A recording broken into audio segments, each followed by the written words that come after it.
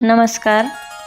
आजच्या व्हिडिओमध्ये आपण नागपंचमीला भावासाठी उपवास का केला जातो याबद्दल माहिती घेणार आहोत. श्रावण महिन्याच्या शुक्ल पक्षातील पंचमी तिथीला नागपंचमी साजरी केली जाते. हिंदू धर्मात नागपंचमीचं विशेष महत्त्व सांगण्यात आलं आहे. पौराणिक काळापासून नागदेवतेला पूजनीय मानले जाते, त्यामुळे श्रावणात हा सण साजरा केला जातो.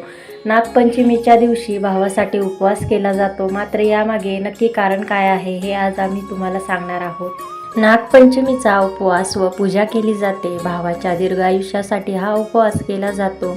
नागपंचमी या सणाचे धार्मिक आणि आध्यात्मिक असे दोन्ही उद्दिष्ट आहेत. पौराणिक काळापासून नागपंचमीला नागाची आणि त्याचबरोबर महादेवाची देखील पूजा केली जाते. स्त्रिया भावाचा उपवास का करतात याबद्दलची माहिती घेणार आहोत. तर त्या अगोदर आपल्या चॅनलला सबस्क्राईब करायला विसरू नका. भावाचा उपवास का केला जातो याबद्दल माहिती घेऊयात. श्रावण महिन्यात पहिला आणि महत्त्वाचा सण म्हणजे नागपंचमी. नाग हा प्राण्यांबद्दल आदर व पूज्य भावना समाजात रुजवण्यासाठी हा सण पाळला जाण्याची परंपरा आहे. या दिवशी घरोघरी नागदेवांची पूजा करून त्याला प्रसन्न करण्याची प्रथा आहे. वेदकाळापासून चालत आलेला हा सण अत्यंत महत्त्वाचा मानला जातो. या दिवशी स्त्रिया नवीन अलंकार वस्त्रे नेसून नागदेवताची पूजा करतात. स्त्रिया पाटावर हळद चंदनाने नाग नागिन आणि त्यांच्या पिल्लांची चित्रे काढून त्याला दूध लाह्या आघाडा दुर्वा वाहून पूजा करतात. श्रावण महिन्यात म्हणजेच पावसाळ्यात आघाडा सर्वत्र उगवतो. या सणात या वनस्पतीला महत्त्वाचे स्थान असते. नागदेवताची पूजा करून त्याला दूध साखर उकडीची पुरणाची दिंड करून नैवेद्य दाखवला जातो. या सणाला विशेषतः गव्हाची खीर आणि चण्याची डाळ गूळ यापासून बनवलेल्या उकडीची पुरणाची दिंड तयार केली जाते. तर नाग चतुर्थीच्या उपवासाला भावाचा उपवास सुद्धा म्हणतात. श्रावणात माहेरवाशी माहेरी येतात. बऱ्याच परंपरेत नाग माहेरवाशिनीचा भाऊ समजतात.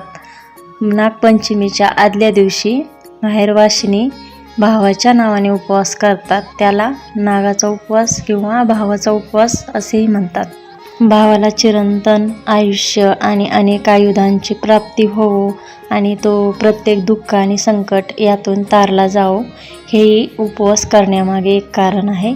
याविषयीची एक कथा आहे, ती मी तुम्हाला सांगणार आहे. तर नागपंचमीसाठी वेदकालापासून अनेक प्रथा आहेत, त्यापैकी एक कथा आहे ही. सत्येश्वरी नावाची एक कनिष्ठ देवी होती. सत्येश्वर हा तिचा भाऊ होता. सत्येश्वराचा मृत्यू नागपंचमीच्या आदल्या दिवशी झाला. त्यामुळे भावाच्या शोकात सत्येश्वरीने अन्न ग्रहण केले नाही. सत्येश्वरीला तिचा भाऊ नागरूपात दिसला, तेव्हा तिने त्या नागरूपाला आपला भाऊ मानले. त्यावेळी नागदेवतेने वचन दिले की जी बहीण माझा भाऊ म्हणून पूजा करील तिचे रक्षण मी करीन.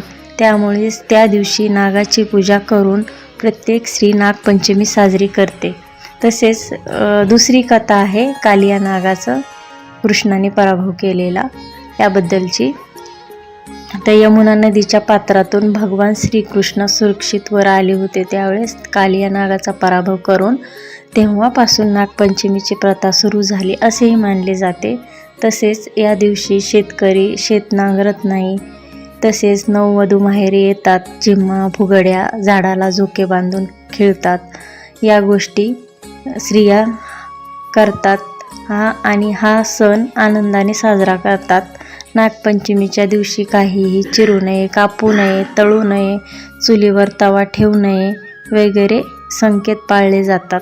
नागाला शेतकऱ्याचा मित्र म्हणून संबोधले जाते, कारण शेतातील उंदीर घुशी नाग खात असल्यामुळे पिकाचे नुकसान होत नाही. या दिवशी अप्रत्यक्षरित्या नागाला इजा पोहोचू नये म्हणून शेतकरी शेतात नांगरत नाहीत.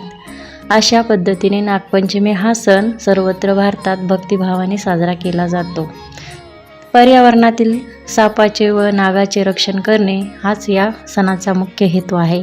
आजच्या काळात सापाचे प्रमाण कमी होत आहे, त्यामुळे सर्पमित्र अनेक माध्यमातून जनजागृतीचे काम करत आहेत. आपल्याला सर्प दिसला तर सर्पमित्राच्या मदतीने त्याला झाडझुडपात किंवा अभयारण्यात सोडणे ही आपली जबाबदारी आहे. तर ही होती नागपंचमी आणि भावाचा उपवास याबद्दलची माहिती आणि कथा.